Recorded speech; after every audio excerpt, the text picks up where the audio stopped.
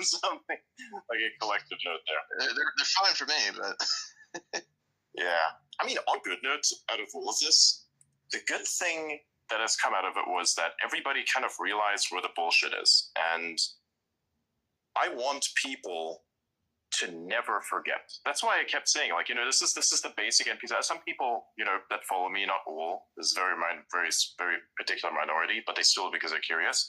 I once said on a space, don't forget. Like, or to be like, remember. Just remember. It's like, remember what? Everything. Remember what is critical.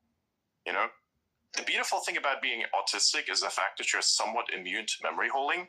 You just like hold on to shit. Remember, what these people say, oh, you gotta forgive this. No. There's some things you can forgive. There's others you cannot.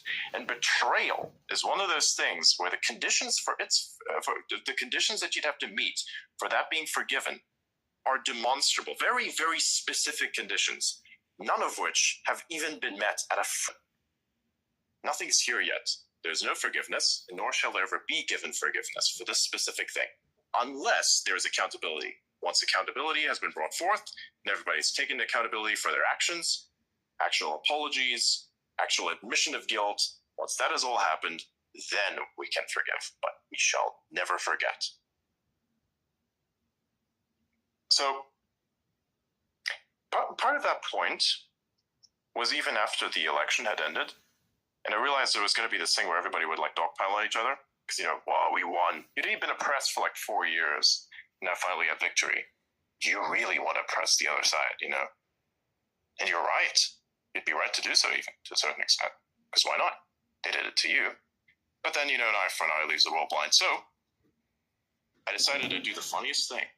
Go on Alex Jones. And I said one thing. I was like, hey, Adrian, Alex is asking me, hey, Adrian, what would be one thing? Let's imagine you could transmit a message to the rest of the world. I said, don't be afraid. Don't be afraid. Yeah. And don't be vengeful. I think to a certain degree you could. There's merit.